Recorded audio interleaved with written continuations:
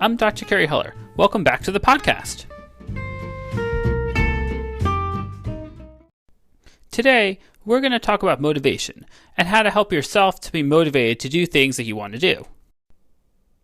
It's actually an interesting thought, the idea of trying to get yourself to be motivated to do things that you want to do.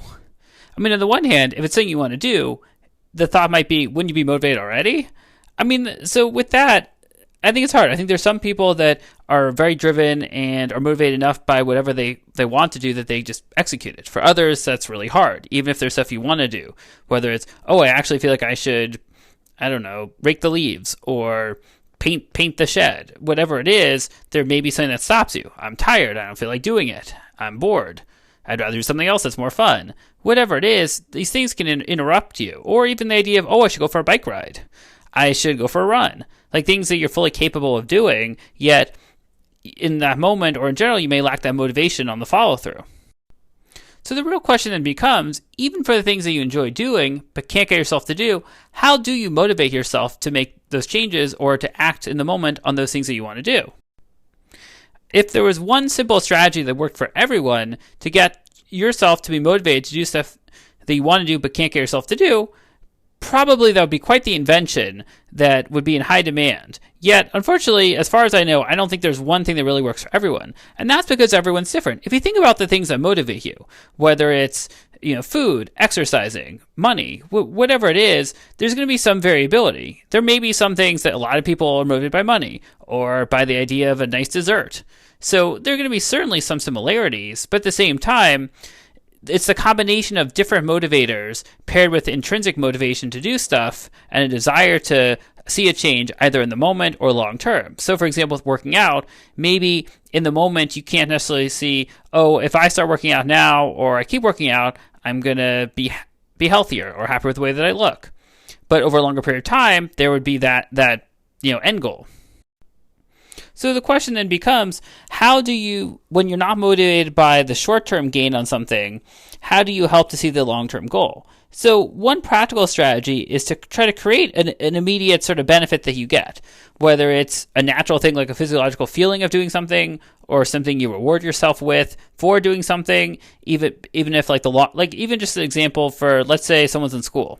So if, high school is probably a good example. So let's say there's in, ninth grade. Theoretically, the grades you get in ninth grade technically count towards GPA for college. But for a lot of kids, the idea of college at that point is so far off that how I do on this test is not necessarily going to be a good sort of motivator to thinking, I need to put in more time to study, so I'll get into college.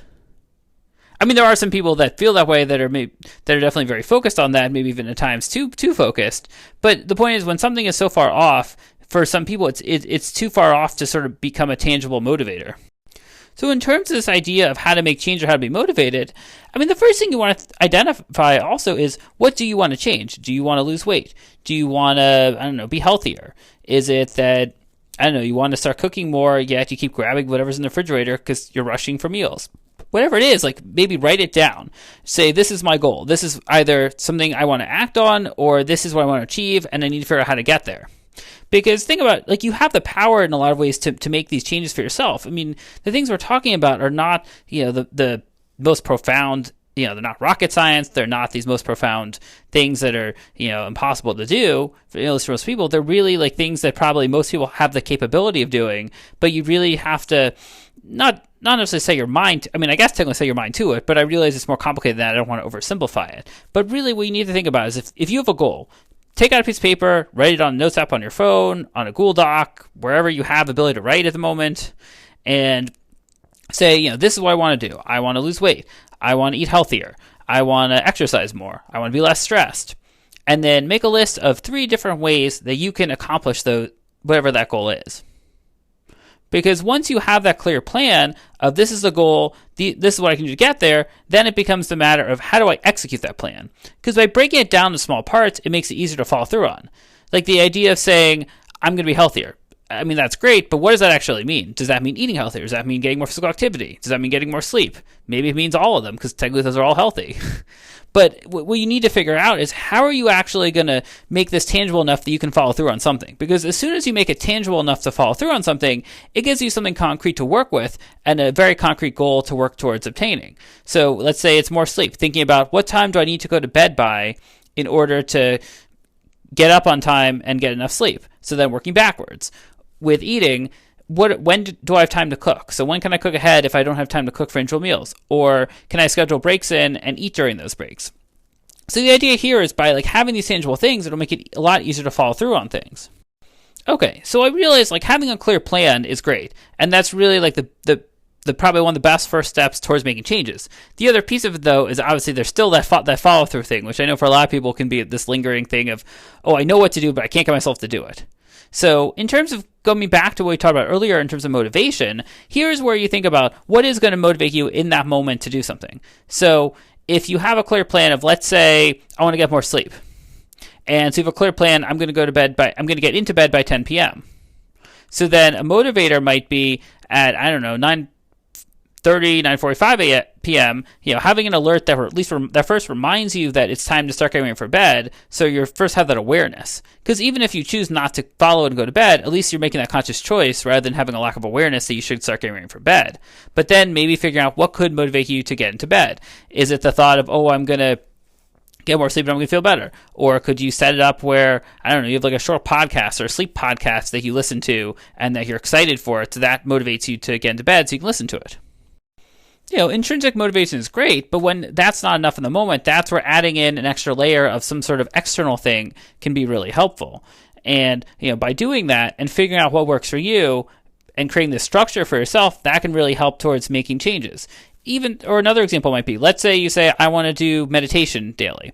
So the first thing to maybe think through is, what are you going to use for it? Are you going to use an app, or you can use something else? So having that concrete plan of, this is the meditation app I'm going to use. This is the particular one on the app I'm going to use. Because even if you use it, say I'm going to use an app, that's great. But when there's so many choices, like a lot of the apps, it's great to have those resources. But if there's so many to choose from, that itself can be a daunting task and sometimes deter people from actually following through on it. So let's say you then put whatever you're going to use on the playlist, you have it ready to go, and then you say, I'm going to do it at this time. You obviously want to make sure you're actually going to be available at that time. And if something comes up, then figure out how do you replan to do it at a different time. But by having that concrete plan, you essentially take all of these possible things of what could go wrong in following through, and essentially counteract those possibilities by having this concrete plan. While no plan is foolproof, certainly, the more you have a concrete plan, make it realistic, and when something doesn't work, you kind of readjust it and try a different way until you find something that works, the more likely you are to be successful in executing whatever you're trying to do.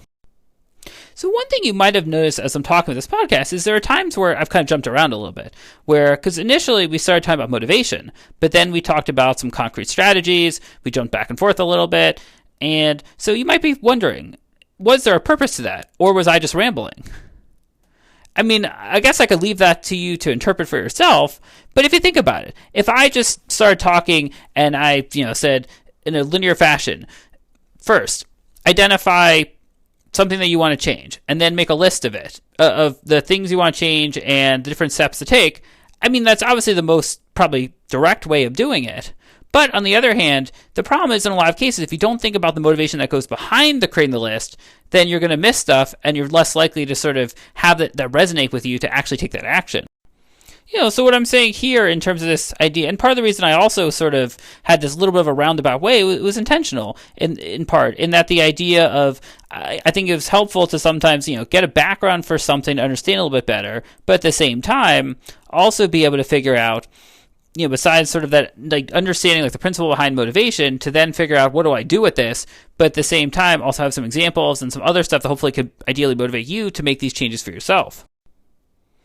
I hope that this podcast episode has been helpful for you, and think about a little bit more about motivation and what you can do for yourself to improve upon the things that you like to change. So I encourage you, think about at least one thing that you want to change, list out the steps that you want to take to get there, and start executing it today to make those changes.